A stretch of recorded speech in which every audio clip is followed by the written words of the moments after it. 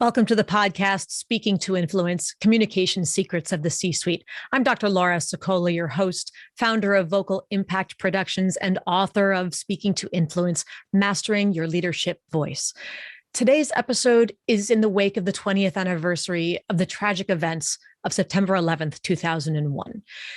We all know what happened that day, so I'm not going to belabor any of that, but I do want to focus most importantly on, number one, honoring the lives of those who were lost, and doing that by looking for lessons that can be learned from that era about how we can take that experience and learn to be better leaders overall and better people individually by becoming better communicators. Now, just about everybody who's listening to this show, I'm sure, was most likely remembers that event firsthand. One way or another, you were directly or indirectly affected. No, personally, I lost two people who were very important to me. One of which first was my cousin, Matthew Douglas Horning. He worked in one of the towers in New York. And unfortunately, he's no longer with us as a result of those attacks. And similarly, a good friend of mine from high school, Christopher Ingracia, was also in the towers that day. And both of them were lost to us. And our families will never be the same. You know, I just celebrated my, literally a couple of weeks ago, just went to a high school reunion. I won't tell you which one, but it was very palpable that there was definitely a gap. Someone was missing from that. And when we're at holidays, there's also a gap of who is missing from the table, who should be there. Everybody's lives were affected.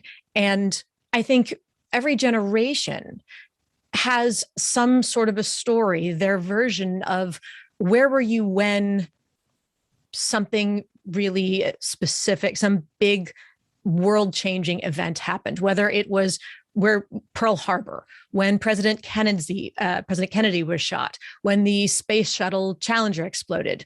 And most recently for us, it was the attacks of September 11th. Now, I know for me personally, I had just moved to Philadelphia. I'd been living in Japan for a couple of years. I'd been back in the States all of maybe 3 weeks, maybe 4. I had just moved to Philadelphia to start my PhD at the University of Pennsylvania.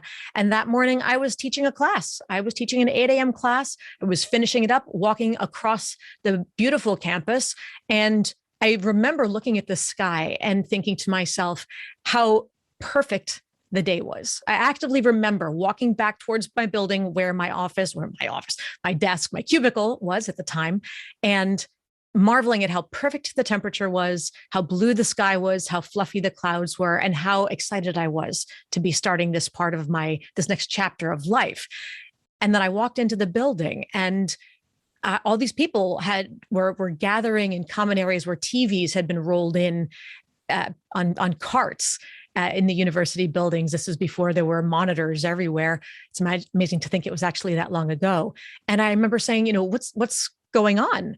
And somebody said someone flew a plane into one of the towers. And I just remember thinking that they did what? Like that can't be right. They've got to be exaggerating, or there must have been a terrible, I don't know what I was thinking, but my brain went every direction other than processing the reality of it. The irony of that absolutely awful, awful day and the horrors of the days that followed was that in those worst days of American history, it brought out the best in most of us.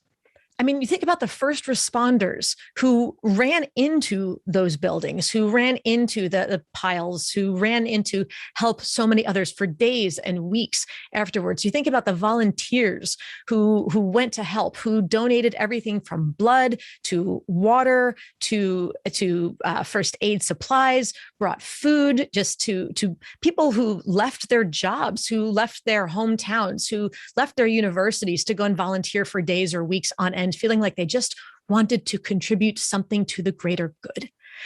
I know that for me and for my family, we hugged each other tighter every time we got together, whether it was just for lunch or for a holiday gathering, for months and months. And frankly, even now, we hug tighter as a result of it, because we understand we were forced to come to much clearer understanding and appreciation of how important we are to each other.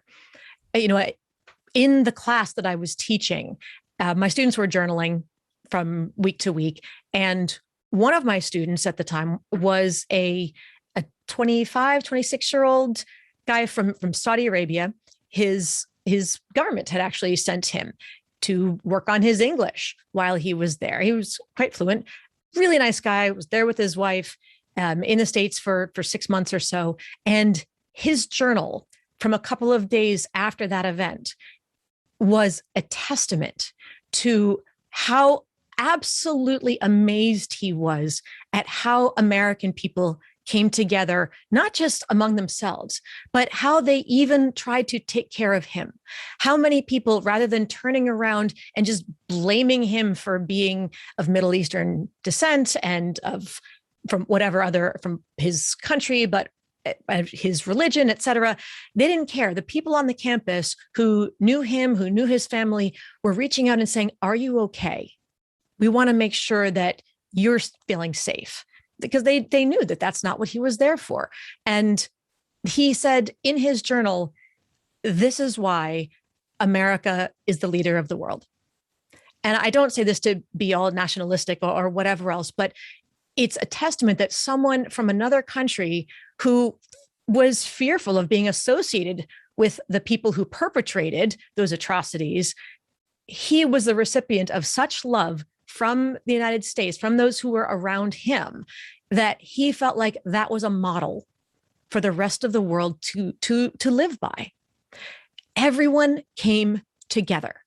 Nobody cared in those moments whether you were Republican or Democrat. Nobody cared what religion you were. Nobody cared what your industry was or what your rank was.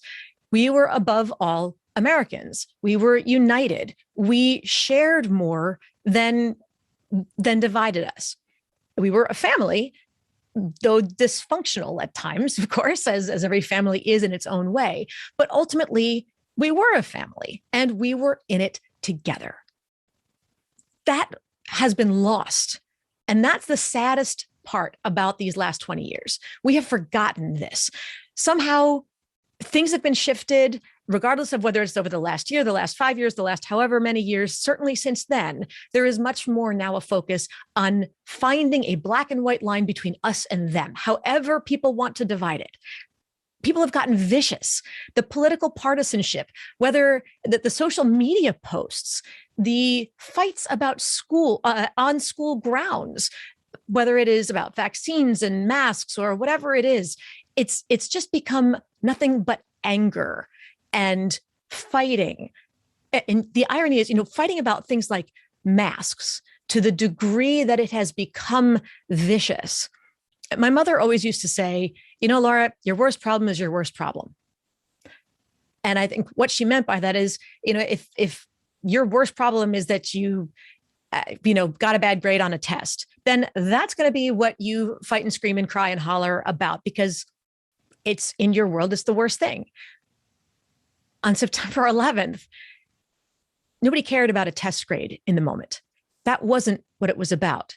And I think looking back, when we look at what brought us together those days, they would have looked and said, really, you're fighting over masks? Okay, you don't have to agree on it.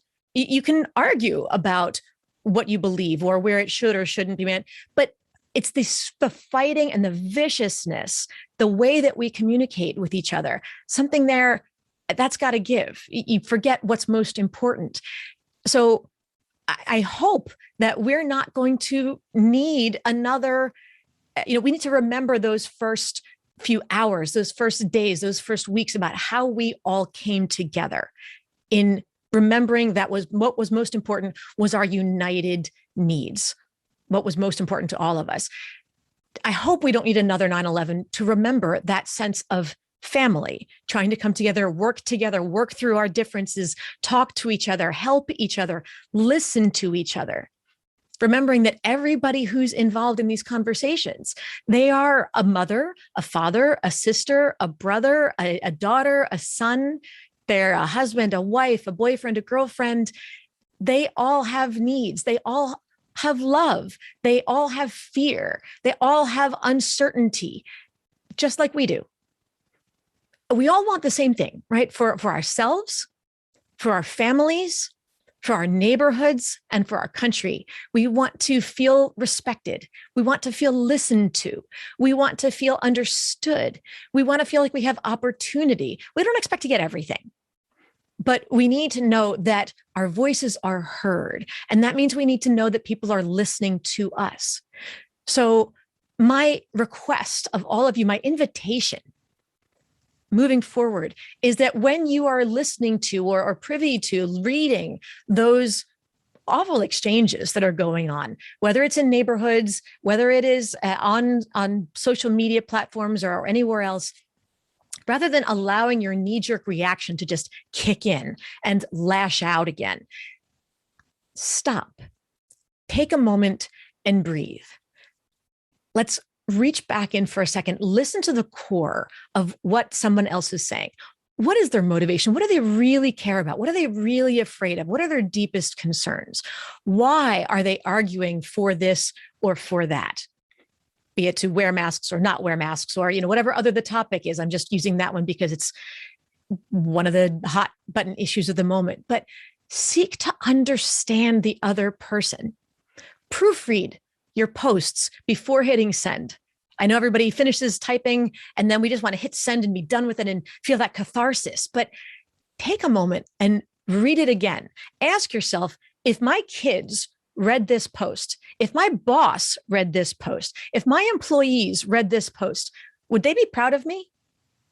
Would I feel like this is a model that I could say, yes, it's fine if you respond to somebody else like that? Or would I have to qualify and say, well, no, you shouldn't do this. I don't recommend it. I just needed to do it because, and it's so easy to get sucked into that emotional fight or flight, needing to have a momentary win, to feel vindicated or to feel empowered through those moments that then we know come back to haunt us. We know they just create more back and forth that doesn't actually make progress the way we want it to.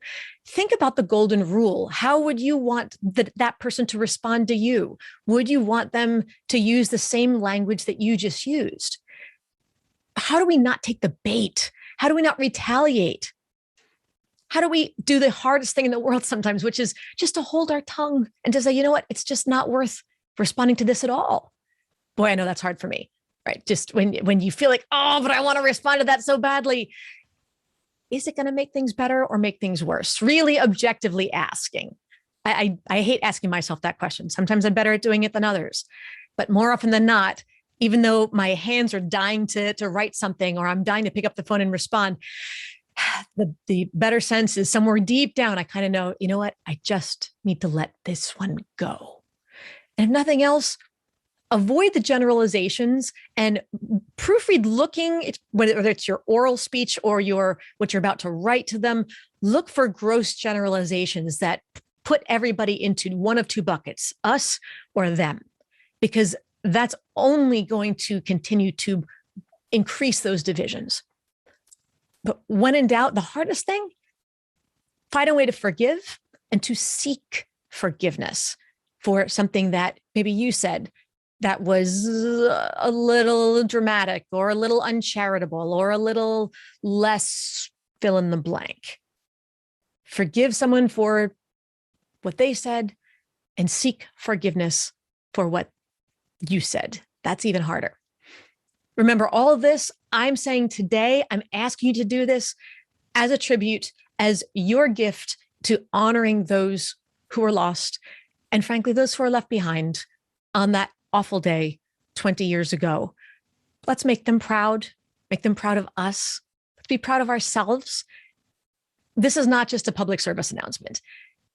Remember that all of these really are lessons that I myself am still working on every day, every single day, still working on this. This is not just me, preaching to everybody else out there as if I'm perfect. I am not.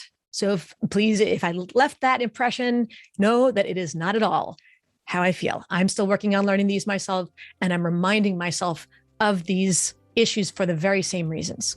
Matt, Chris, I love you. I miss you. And I hope I make you proud. I'm Dr. Laura Sicola, and you're listening to Speaking to Influence, Communication Secrets of the C-Suite. Hi, everyone. This is Dr. Laura Sicola, and I want to sincerely thank you for listening to the Speaking to Influence podcast. If you love listening to these episodes as much as I love bringing them to you, be sure to subscribe so you never miss an episode. And please go to iTunes right now to rate and review our podcast in order to help us expand our reach so even more people can master the 3 C's to command the room, connect with the audience, and close the deal. Thanks for listening to Speaking to Influence, Communication Secrets of the C-Suite, the show for leaders who want to speak with impact. The hosts, producers, owners, and media distributors of the show make no guarantees that the strategies and information discussed will result in profit or other success and may result in losses. The opinions and statements of the hosts and guests do not necessarily reflect the opinions of the owners, staff, managers, broadcasters, or sponsors of the show. No medical or psychological therapy or personal or professional wellness or relationship advice is offered in the show. You are advised to seek counsel on matters related to your health, family, relationships, job, or other business and legal matters from licensed advisors in those areas prior to making any changes in business or lifestyle. No information provided may be suitable in your situation. As always, take responsibility for the decisions and actions you take, including the reactions they may make in your work, family, health, and life.